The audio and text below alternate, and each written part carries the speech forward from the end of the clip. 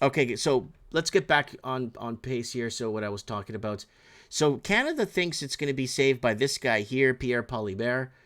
And if you look search across our channel, I already asked, I've been spelling his name wrong the whole time. A message to Pierre Poilievre. I made a video almost 3 years ago, and I was concerned that he was bringing up the housing crisis in Canada and balancing the books. And the problem that Canada has is, how did they actually think they're going to vote their way out of this mess that we've been in the last 10, 12 years?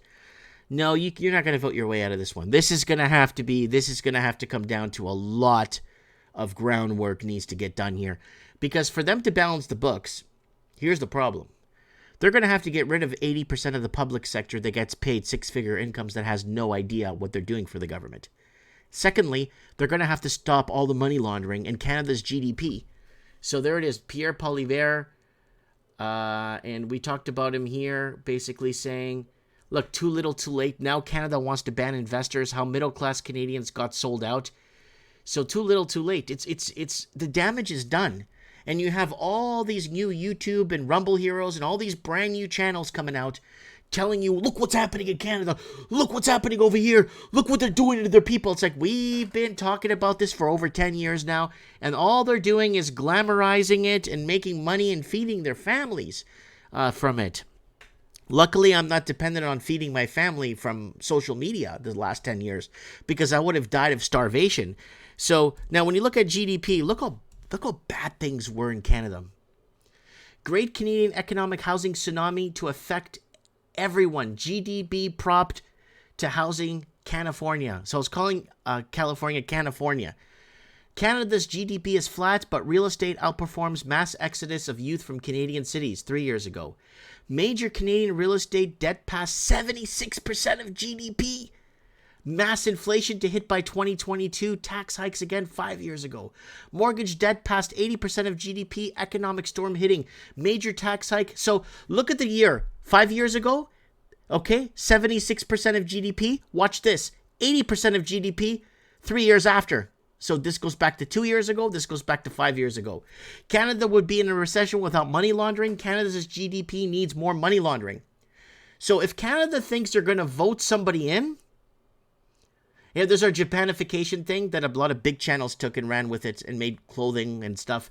Our zombification of Japan, that was taken from us. And people made a lot of money off merchandise doing that. And we even did it with Australia. Look, Australians, do not borrow your way out of a recession. The more you take, the more you will pay. So this is just for Canada GDP. So how does Canada think, or why does Canada even think that they could vote themselves out of this problem? This is a catastrophic problem. This will take a major war, like a major civil war. We're going to see civil unrest when more and more people, or are Canadians going to just euthanize themselves? What's it going to take? I mean, are people going to stand up? Governments want the euthanization because they want to get rid of the old stock Canadian, the people that actually built the infrastructure, the European expansion. I'm a European expansion from Portugal. We built these highways, these streets. We built Mississauga, Ontario, Oakville, Ontario, Cambridge, Ontario, Hamilton, Ontario, Toronto, Ontario. It was the European expansion that built the infrastructure, right? So someone says we need a tax revolt, and then Mermy Man saying we are so divided, and basically what they're doing is saving the rich. And then two is saying voting is not the solution.